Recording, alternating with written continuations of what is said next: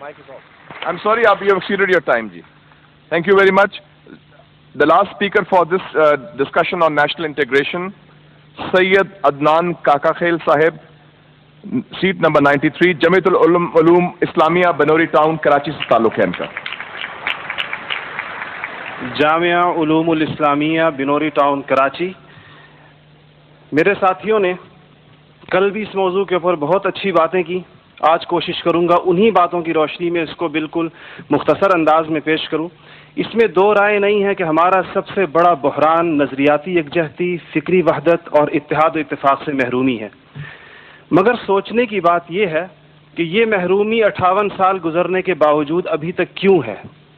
उसकी वजह यह है कि वो जो बुनियादी प्लेटफॉर्म दिया गया था कि पाकिस्तान का मतलब क्या, ला इलाहा इल्लल्लाह, उस पर कन्फ्यूजन्स पैदा कर दी गई. एक सोचे समझे मंसूबे के तहत अभी तक पूछा जा रहा है कि पाकिस्तान क्यों बनाया गया था, कायद का विजन क्या था. क्या ये चीज़ें बहुत क्लियर नहीं हैं? और क्या इस सवाल का जवाब मैं या आप दे सकते हैं या वो नस्ल दे सकती है जिसने तख्लीक पाकिस्तान के खाके में अपने खून से रंग भरा था. ये उनकी रूहों के साथ मजाक है, ये उनकी रूहों के साथ मजाक है, ये उनकी कुर्बानियों का मजाक है कि जी आप तो कट मरे, हमें समझ ही ना आया कि आपका मसला क्या था. हमारा दूसरा बड़ा मसला अमन व अमान की दिगरगुं सूरत हाल है और बदकिस्मती से इसको बाज़ औक़ात कहा जाता है कि इस्लाम ज़िम्मेदार है. हालांकि कुरान का मुताला बताता है कि सबसे ज़्यादा इस्लाम अमन व अमान के ऊपर ज़ोर देता है. इब्राहीम अलैहिस्सलाम की दुआ तो ज़रा देखिए. मईशत की बात बाद में करते हैं, इकॉनमी की बात बाद में करते हैं, पहले अमन की बात करते हैं. फरमाते हैं रब्बि जअल हाज़ल बलद आमिना, इलाही मेरी इस बस्ती को अमन का गहवारा बना दे. फिर फरमाते हैं वर्ज़ुक़ अहलहू मिनस समरात, इसमें रहने वालों को इनकी मईशत भी ठीक कर दीजिए. और अल्लाह ताला भी जब अपने इनामात गिनवाते हैं तो फरमाते हैं इब्राहीम अलैहिस्सलाम को कि वइज़ जअलनल बैत मसाबतन लिन्नासि व अमना, हमने आपको एक ऐसी जगह बसाया जिसको बार बार आने की जगह और अमन का गहवारा बनाया. ये तो बात बिल्कुल वाज़ेह है. मसला ये है हमारा अमन व अमान तबाह क्यों हुआ, हमारा नौजवान किस तरह दहशतगर्दों का आला बना और हम रोज़ बरोज़ लाकानूनियत की दलदल में क्यों धंसे जा रहे हैं. जनाब सदर, नोट करने की बात है कि ये सबक उसको किसी मजहब ने नहीं सिखाया, ये सबक उसको किसी दीन ने नहीं बताया. ये तबकाती तफरीक, इस्तेहसाली निज़ाम, टैलेंट की बेकदरी, तालीमी ढांचे का खोखलापन, बेइंतहा करप्शन और इख्तियारात की नाजायज़ इस्तेमाल वो खौफनाक मसाइल हैं जो नौजवान को इस तरफ लेकर गए हैं. आप ये मसाइल हल कर दीजिए, आप ये मसाइल हल कर दीजिए, फिर देखिए ये नौजवान दहशतगर्द है या अमन पसंद है. हमारा तीसरा सबसे बड़ा मसला जो इस वक्त बहुत अहमियत का हामिल है, जमहूरी रिवायात का फुकदान है. हम अभी तक हकीकी जमहूरी कल्चर और अवामी मैंडेट के एहतराम के माहौल को पैदा करने में नाकाम रहे हैं. टूटती बनती असम्बलियों, इंतखाबी धांधलियों और जनाब सदर अहम कौमी मसाइल में पार्लियामेंट को बाईपास करने की रिवायात ने अवाम का एतमाद मौजूदा पॉलिटिकल सिस्टम से उठा दिया है. इसके लिए हमें अपने उस पड़ोसी मुल्क से सबक सीखना चाहिए जहां से मुशाहिद साहब तशरीफ़ लाए हैं और आप अनकरीब जाने वाले हैं. उनकी और हमारी तारीख़ आज़ादी एक ही है. उनको और हमको हमें और उनको एक जितना वक्त मिला है, मगर उन्होंने अपने यहाँ जमहूरी अक़दार को इतना मजबूत कर दिया है कि हुकूमत कितनी नाकाम साबित क्यों ना हो जाए, कोई भी उस्ताद टूट पड़े, ये नहीं हो सकता कि फ़ौज बैरकों से निकले इक़्तिदार में आकर बैठ जाए. इसी तरह जनाब सदर, मैं ये समझता हूँ कि आज इस हॉल में लगी हुई कायद की तस्वीर आपसे पूछ रही है, आगे आप खड़े हुए हैं कि जर्नल तुम तो सरहदों के रखवाले हो, तुमको ईवान इक़्तिदार की राह किसने दिखाई है. और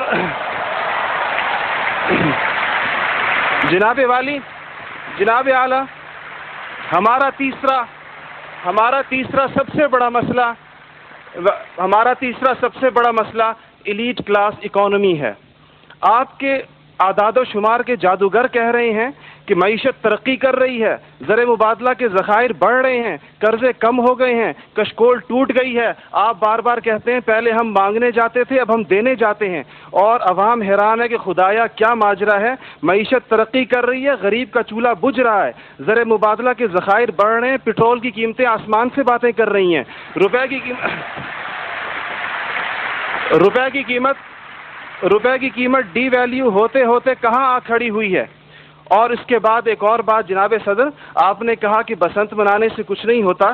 اسلام تفریح سے ہرگز منع نہیں کرتا، بلکہ صحت مند تفریح کی حوصلہ افزائی کرتا ہے، مگر خدارا محروموں لاچاروں کی آرزوؤں کے مزار پر دھما چوکڑی نہ مچائی جائے.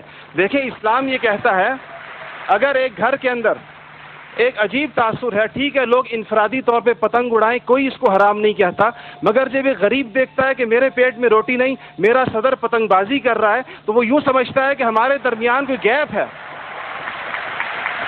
آپ بالکل وہ سمجھتا ہے.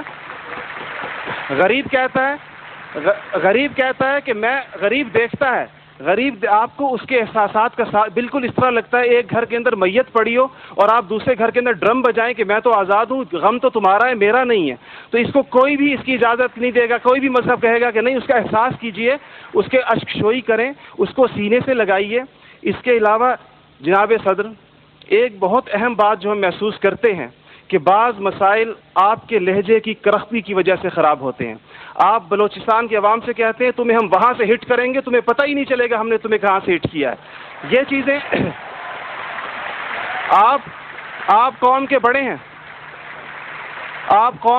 ہیں، آپ کو بالکل قوم سے اس انداز میں گفتگو کرنی چاہیے جس طرح آپ اپنے بیٹے بلال سے گفتگو کرتے ہیں. آپ کو اس کے جناب صدر آپ کا لہجہ جو ہے، وردی کی بات میری بہن نے کی، وردی کی بات تو آپ نے خود 14 کروڑ عوام سے کہا تھا میں 31 دسمبر کو اتار دوں گا، پھر قوم کے وسیع تر مفاد میں آپ وعدے سے مکر گئے. تھینک یو جی، شکریہ، مہربانی، تھینک یو. آپ کا ٹائم ہو گیا ہوگا جی.